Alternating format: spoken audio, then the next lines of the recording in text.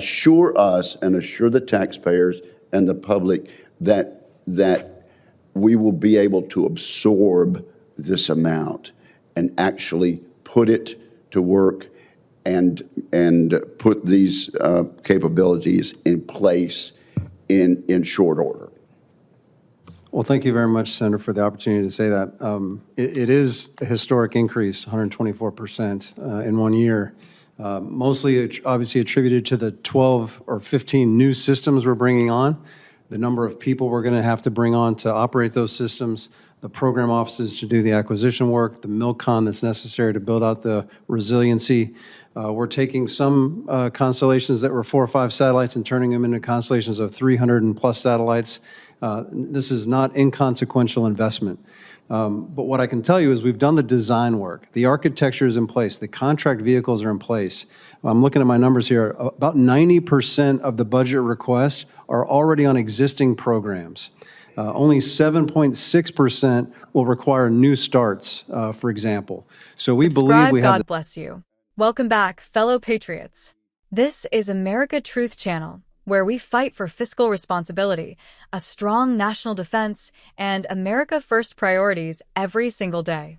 Today, we're reacting to a key moment from the Senate Armed Services Committee, where Senator Roger Wicker from Mississippi directly challenges the Chief of Space Operations, General B. Chance Saltzman, on the proposed budget increase for the Space Force and Air Force. Senator Wicker says, "Assure us and assure the taxpayers that this budget hike is justified." He's pressing hard on why we need more money and what concrete results taxpayers will see. Watch this, patriots. Senator Wicker is doing what more Republicans need to do, asking tough questions about government spending even on defense. He's not blindly rubber stamping every budget request. He's demanding accountability. Assure the taxpayers. That's the kind of oversight we need more of in Washington. Patriots, space is the new high ground. The Space Force is critical for our national security, satellite communications, missile warning, GPS, tracking Chinese and Russian threats in orbit. China is aggressively building its space capabilities, testing anti-satellite weapons, and trying to dominate the domain. We cannot afford to fall behind. As a right-wing patriot who believes in peace through strength, a robust military, and protecting American taxpayers, my opinion is this. Thank you, Senator Peters. And gentlemen, there will be an unusual amount of questions for the record. And Mr. Secretary, you'll be able to supplement your answer to Senator Peters in your follow-up answers to the record. We're almost through, but General Saltzman, this may be the last question you ever answer before this committee, and I want to give you an opportunity. You pointed out this is a lot of money that we're asking for. Every bit of it is justified. It's a 124% increase in the budget, alongside a 27% increase in strength.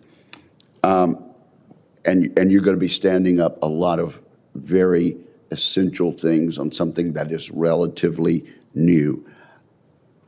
Assure us and assure the taxpayers and the public that we will be able to absorb this amount and actually put it to work and put these capabilities in place in short order.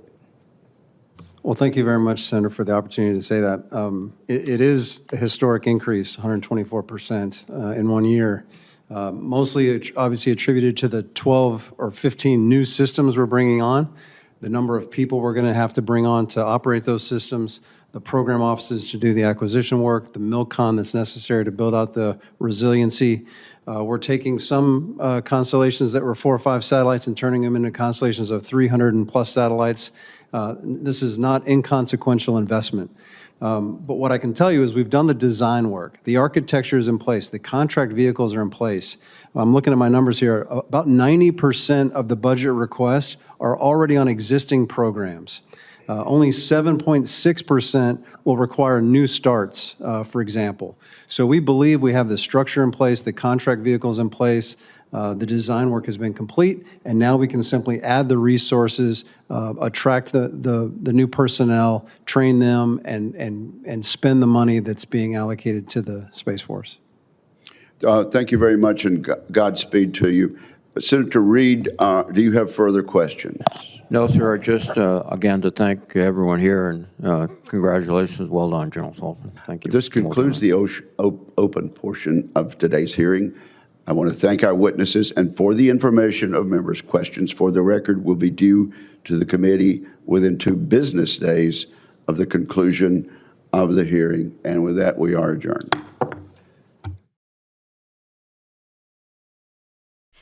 Defense spending must be high, but it must also be smart and accountable. Senator Wicker is right to demand justification for every dollar. The American people are tired of endless blank checks, massive overruns, and bureaucratic waste, even in critical areas like space defense. The Space Force is still relatively new. We need to ensure it's lean, innovative, and focused on results, not becoming another bloated bureaucracy. General Saltzman needs to clearly explain how this increase will deliver better capabilities faster, close gaps with China, and provide a strong return on investment for taxpayers. Strong opinion section. Here's the bigger picture, Patriots. While I fully support a strong Space Force to counter China and Russia, we must contrast this with the waste we see elsewhere. We've spent hundreds of billions on foreign aid, Green New Deal fantasies, and open border costs, while our debt skyrockets past $36 trillion. Defense isn't exempt from scrutiny.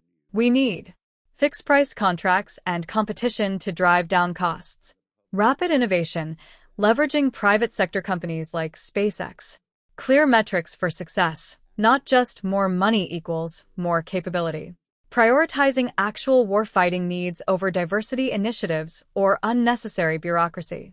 Senator Wicker's line of questioning shows real conservative principles: support a strong military, but demand efficiency and results. Blindly increasing budgets without tough questions is how the Pentagon becomes inefficient. America First means building the strongest military in the world, but doing it responsibly with the people's money. The left often attacks defense spending when it's convenient, but then demands unlimited funds for their priorities. Patriots know we must deter our enemies through overwhelming strength, but we cannot afford waste anywhere, including the Pentagon. Patriots, if you support a strong national defense but also demand real accountability and no more wasteful spending, smash that like button right now. Subscribe and turn on notifications for more America First reactions and breakdowns. Drop your comment below. Do you support the Space Force budget increase if it's properly justified, or should we cut waste across all government agencies first? Should Senator Wicker keep holding them accountable? Share this video with every patriot, veteran, and taxpayer who wants a strong but efficient military. We stand for peace through strength, fiscal responsibility, secure borders, and a government that respects the taxpayer. A strong Space Force is vital for America's future dominance, but only if every dollar is spent wisely. God bless our men and women in uniform, God bless the Space Force, and God bless the United States of America. I'll see you in the next video. Stay strong and stay vigilant, Patriots.